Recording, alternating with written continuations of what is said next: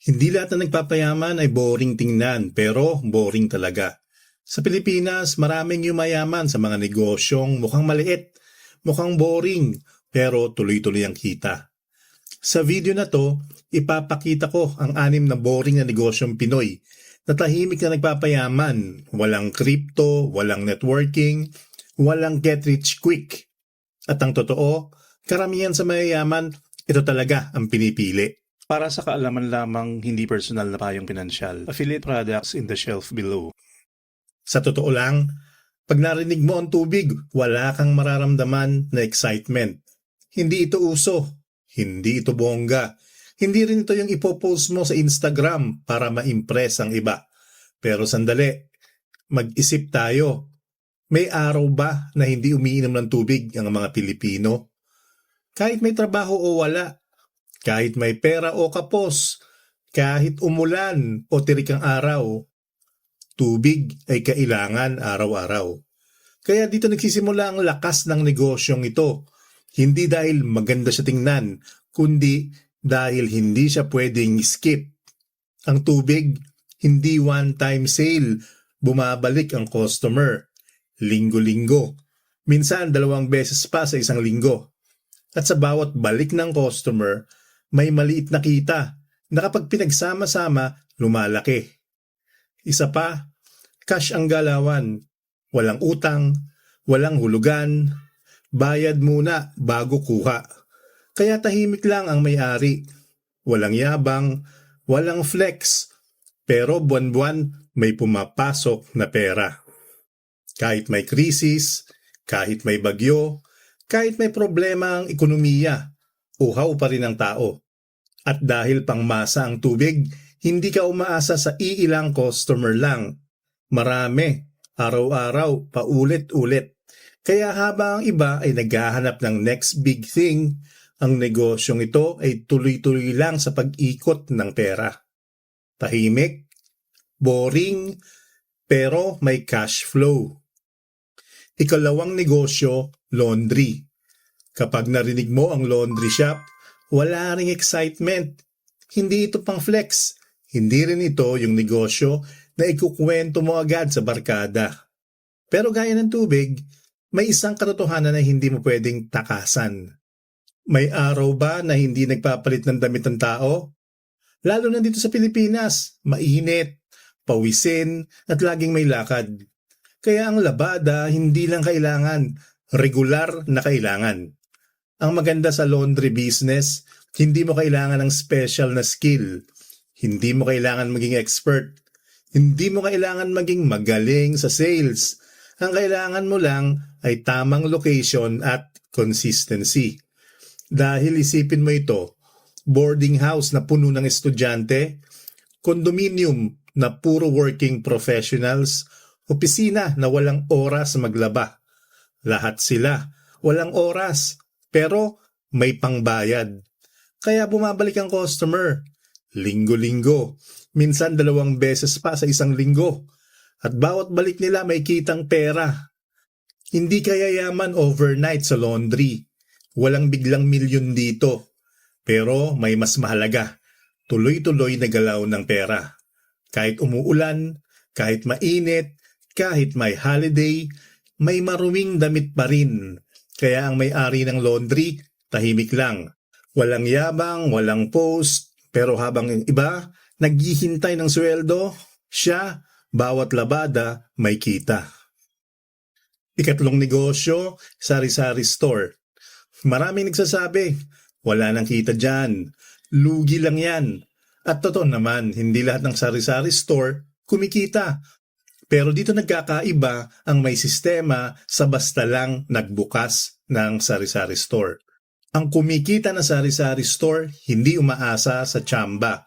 Umaasa ito sa ayos ng inventory, malinaw na sistema at consistency araw-araw. Isipin mo ang binibenta, sigarilyo, kape, asukal, bigas, sabon, load. Hindi ito minsanan, fast-moving ang mga ito. Araw-araw may bumibili. Umaga hanggang gabi.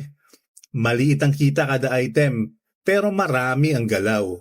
At dahil malapit sa bahay, may isang bagay na hindi mabibili ng mall o supermarket.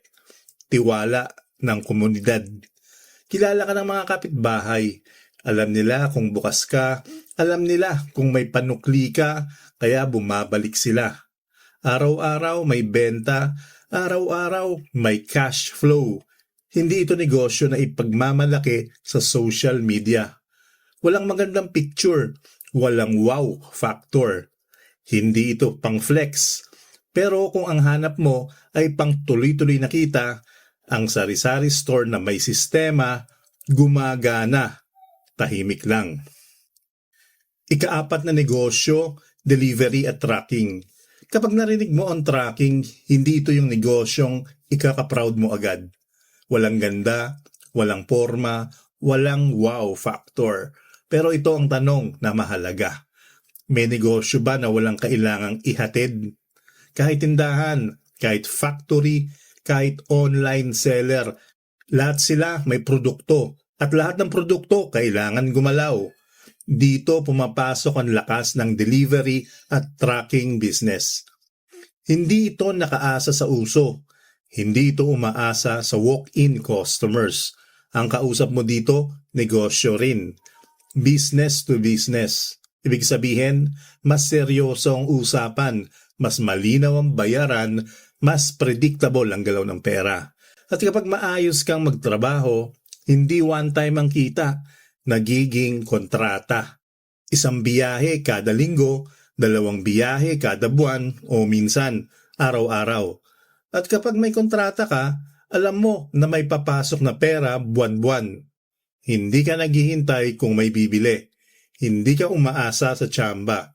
May schedule, may usapan, may bayad. Kaya gustong-gusto ito ng mga mayayaman. Hindi dahil exciting, kundi dahil stable. Tahimik lang ang may-ari ng tracking. Walang post, walang flex. Pero habang ang iba ay naghihintay ng next client, siya umaandar ang track at umaandar ang pera. Ika-5 negosyo, maintenance at repair. Tubero, electrician, aircon cleaning. Hindi ito glamorous, hindi ito pang flex, pero ito ang katotohanang ayaw pag-usapan ng marami. Ito ang negosyong halos walang recession. Bakit? Dahil kapag nasira ang gripo, hindi mo pwedeng ipagpabukas. Kapag nawala ng kuryente, hindi mo pwedeng ignore. Kapag marumi ang aircon, babalik at babalik ang problema hanggat hindi inaayos. Pag nasira, kailangan ayusin. At dito nagmumula ang lakas ng negosyong ito. Hindi ka umaasa sa uso. Hindi ka umaasa sa trend. Umaasa ka sa problema. At sa totoong buhay, palaging may nasisira. Ang isa pang hindi napapansin ng marami, hindi diploma ang puhunan dito, skill. Kahit wala kang college degree, basta marunong ka at maaasahan ka, may trabaho ka. At kapag magaling ang gawa mo, hindi one time ang customer. Tatawag ulit, magre-rekomenda sa kapitbahay. Kaya nagiging repeat customer ang kita. Isa pa, mataas ang margin. Mura ang puhunan kumpara sa singil. Kadalasan, oras at galing mo lang ang puhunan, habang ang iba ay naghahanap ng passive income na parang magic. Ito, aktibong kumikita, hindi uso, hindi sosyal, pero bawat tawag may bayad. Kapag naririnig mo ang rentals, kadalasan ang naiisip agad ng tao ay kondo. Malaking puhunan, pangmayaman, pero linawin natin ito agad. Hindi lahat ng rental kondo. Pwedeng isang kwarto, isang bakanting space sa bahay, isang tricycle, isang kagamitan na pwedeng hiramin. Ang mahalagang tanong dito ay hindi malaki ba? Ang tanong ay may gumagamit ba nito buwan-buwan?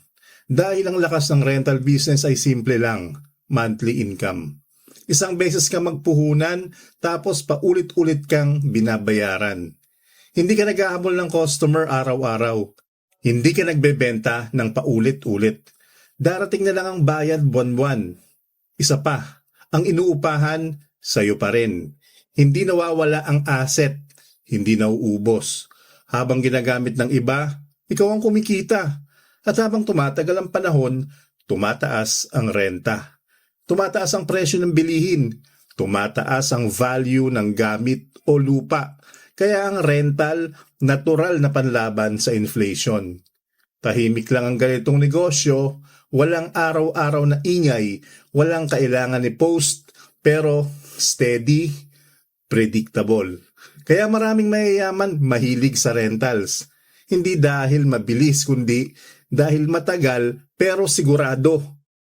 At kung iniisip mo ngayon, wala pa akong kondo. Tandaan mo to, hindi mo kailangan ng kondo agad. Ang kailangan mo lang ay magsimula.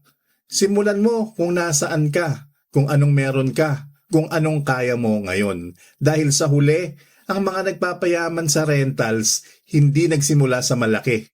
Nagsimula sila kung anong meron. Napansin mo ba? Wala sa listahan ang trending. Ang nandito kailangan ng tao araw-araw. Ang yaman, hindi laging maingay. Minsan, boring lang, pero consistent. Kung naghahanap ka ng instant yaman, hindi ito ang video para sa'yo. Pero kung gusto mo ng matagal pero totoong pag-angat, dito nagsisimula. Subscribe ka na sa The Brown Investor. Dito pera ang usapan, hindi hype.